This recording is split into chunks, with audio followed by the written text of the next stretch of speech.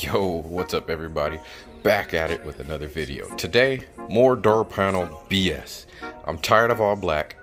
I wanted gray, couldn't find gray. Calling got me gray, but you know, when it comes to SCs, if the gray breaks, what are you gonna do once something damage happens to it? So, skipping the red idea as well, because I ain't bleeding all over the place like a female. What I'm gonna do is take the skins off. My wife helped me get this one. Actually, she took most of it off herself. And then we're going to reskin as a two-tone. No spray paint, all OEM. Except for this speaker turns purple, as you guys know. We will be making that black with spray. So once you get your door panel off, you'll need your 8mm to get all this stuff off right here. And then of course, you'll need a plus driver or Phillips, whatever y'all call it, to get the rest of the stuff off. This separates fairly easy. It's not as hard of a job as it looks, other than having to cut some of this out to get that middle seam out. You can or can't take up all your clips. What I would highly recommend is on your door panels is to get, I got some washers that'll go over here. I think they're in my pocket. Where are they? Anyways, I'll go over the washers. Here we go. Number 10 is what you can use. That'll go right over this and it'll still be screwed in. This way you have extra strength on both sides. Glue them to this. That way your stuff doesn't just go brittle and crack. Alright guys, I've always been an avid fan of the wood grain, but I've always loved the wood grain that comes in the Sc400, whether it be the bird's eye maple, the Pebble Beach red, or especially the black. So what I'm doing is I have 35% tint. I don't know if this is going to work, but I'll try it out to hopefully darken this out to where it still has the wood grain texture. I'm not trying to do all black. I just want it more of a monotone blackish color. We'll see how it goes. Hopefully it sticks. I do have some simple green. I basically take the simple green, boil some hot water, put it in there. That way it's heated up to help clean. And my daughter wants to help. Okay, so once you've got all the screws taken out, feel free to glue some of these washers back down. I do have some, what is it, that, you know, those small dollar store Gorilla Glue stuff you get? Where is it? Here it is. Just some of this to put down the washers. I do have a hot glue gun, but I'll give this a shot first to see just how it would do. And then once that comes apart, here's that. What I would recommend is clean all this stuff. The armrest comes off. 1, 2, 3, 4, 5, 6, 7 Phillips. Again, they're all the same. Give this a good scrub down too while it's off. Always good to clean your stuff really, really well. I will be taking this off as well, the speaker cover. It is going to be 2 Phillips and then I think just a sort of like a clip on the bottom. Got some fabric spray because again, they turn more of a purple, as you can see here, and I'm just gonna black that out like a mofo. This is going to be clean. I don't know if I'll use a black armrest or if I will use a tan one, depending on how it flows once it's together. Just hit it with the simple green. Oops, hiccups. All the dirt from the black. So when y'all say black interior is cleaner, no it's not. It just hides the stains.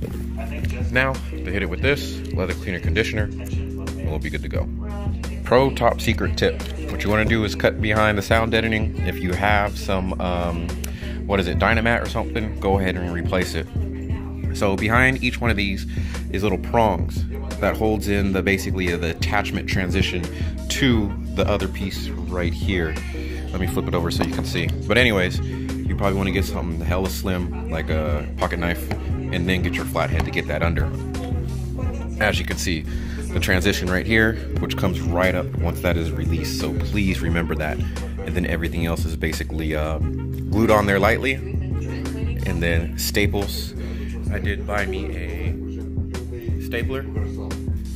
And that piece right there, another very important part to it, is this edge right here, so you can get all this good stuff. Guys, this is what it looks like with that piece off. Again, you're just have to line all this back up and then bend it in. So that's all the staples off. Some of the washers in the back fell off, but hold on to those. You may need them later. And this is that extra piece near the door where it actually closes. This comes off with 3 Phillips and you'll be all right. Now to get the other skin, lay it, line everything up. I do have some adhesive. Where did it go? Now you want to spray on that. That way it'll help stick and you'll be all right. So you'll just line this up. It's not glued on or anything. 1, 2, 3, 4. You'll put these in.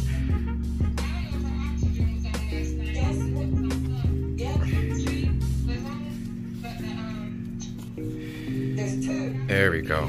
So once this gets lined up, you insert the 4 into 1, 2, 3, 4, bend them, and then it should be easier to put everything else on. Okay, now we'll go get the prongs again, and then bend them down to their outer edge. I don't have enough pressure on the other side. There we go. So let me get some 2 hands to do this. That's all you gotta do. Right, right, left, left. To reduce overspray, shop towels help. And then where you see all the old glue from, that's where you want to spray again. And don't forget to staple. Got one of these from Walmart, 14 bucks. Kakak. Right, so far so good, guys. The staples were a little bit long that I got, but pretty much on there. This area is a little bit soggy, but that's where the door panel will go. Oops, up next would be to clean this bad boy. Ooh, I'll keep that armrest. Holy shit, that's nice. So basically, for those of you without vision, that's something what it's gonna look like right now. Next is to basically stretch out the material on the back. I use some fabric glue. And then now that this is back together in one piece, I will spray it black. You'll just notice I've got a little bit of damage here. What I will do is plastic weld that back together before I put everything back. You can use some of your spare washers from the back over this. That way when it pulls, it's not just gonna pull that one area and crack it all. And that'll help. Time to plastic weld that. Got a plastic welder right here. Reinforcement. And then here I got some polypropylene or whatever the fuck it's called. To go ahead and mend it together. So I'll cut a piece of this bracket off, this little fence, to give it a little extra strength right there. Heat that up and then it'll be good to go, and then just melt this back into place and it should be fine.